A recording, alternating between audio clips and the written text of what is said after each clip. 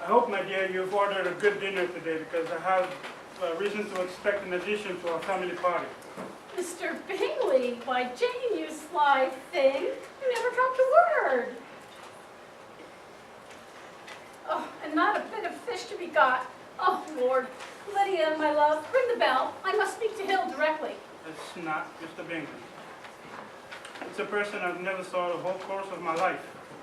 About a month ago, I received a letter, and a fortnight ago, I answered it, for I thought it was a case that required some delicacy and early attention. It's from my cousin, Mr. Collins, who, when I'm dead, may turn you all out of this house as it please. Oh, my dear, pray don't mention that odious man. I think it's the hardest thing in the world that your estate should be entailed away from your children. Indeed, my dear, nothing can clear Mr. Collins from iniquitous crimes of inheriting Longbourn.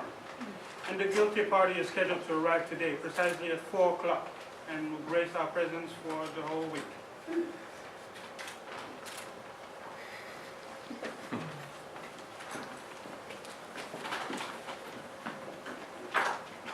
But he must be. And here they come. But he must be an oddity, don't you think? Well, if he's disposed to make our girls any amends, I shan't be the person to discourage him. Can he be a sensible man, sir? Oh, I think not, my dear. Indeed, I have great hopes of finding him quite the reverse.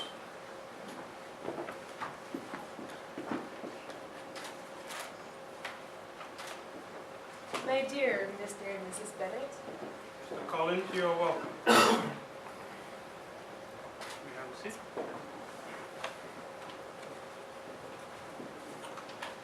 You, sir, are very fortunate with your patroness. Lady Catherine de Bourgh. Indeed I am, sir.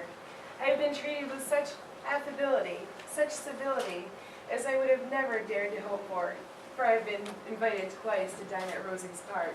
Is that so? Does she live near you, sir? The garden, in which stands my humble abode, is separated from Rosings only by a lane. Only a lane, huh? Fancy that, Lizzie. I think you said she was a widow, sir. Does she have any family? Oh, she has one daughter, ma'am, the heiress of Rosings, and a very extensive property. And has she been presented at court? She is, unfortunately, of a sickly constitution, which unhappily prevents her from being in town. And by that means, as I told Lady Catherine myself one day, she is deprived the British court of its brightest ornament. You may imagine, sir, how happy I am on every occasion to offer those little delicate compliments, which are always acceptable to young ladies. It's fortunate for you, Mr. Collins, that you possess such an extraordinary talent for flattering with delicacy. May I ask whether this pleasing attentions proceed from impulses of the moment, or are they results of previous studies? They arise chiefly from what is passing at the time, sir. I do sometimes amuse myself by writing down and arranging such little compliments as may be adapted to ordinary occasions, but I try to give them as unstudied an air as possible. Oh, excellent, excellent. I must confess myself quite overwhelmed with the charms of your daughters, Mrs. Bennet. Oh, you are very kind, sir. They are sweet girls, though I say it myself. Perhaps especially the eldest, Mrs. Bennet? Ah, yes. Jane is admired wherever she goes. But I think I should tell you, Mr. Collins, I think it very likely she will be very soon engaged. Ah. As for my younger daughters, now, if any of them, in their case, I know of no prior attachment at all. Oh? We're going to Meryton, Mamma, to see if Fanny's returned to town. Perhaps you would care for a little exercise, Mr. Collins. Indeed I would, Mrs. Bennet. Cousin Elizabeth, would you do me the great honor of walking with me into town?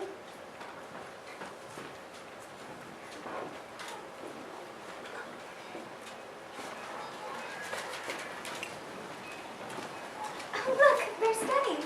Where? Over there, look. Who's that with him? I don't know. He's fearful handsome. He might be if he were in regimentals. I think a man looks nothing without regimentals. They're looking over. Lizzie, is he not mightily good looking? Danny! Lydia, joke. We thought you were still in town. There was nothing amusing enough to hold us there. Allow me to introduce to you my good friend, George Wickham. Miss Bennet, Miss Elizabeth Bennet, Miss Catherine Bennet, Miss Mary Bennet, and Miss Lydia Bennet. This is our cousin, Mr. Collins. Do you stay long in Meryton, Mr. Wickham? All winter, I'm happy to say. I have taken a commission in Colonel Forster's regiment. There, Lydia. You will be dressed in regimentals. And lend them much distinction, I dare say. Outswagger us all, eh, Wickham? Jenny, you misrepresent me to these young ladies. Look, Jane, it's Mr. Bingley. How very fortunate. Do you know we were just on our way to Longbourn to inquire after your health? Oh, that's very kind of you, sir. I'm quite recovered, as you see. I'm very glad to know it. You must come have tea with us soon. I shall be very happy to, Miss Bennet.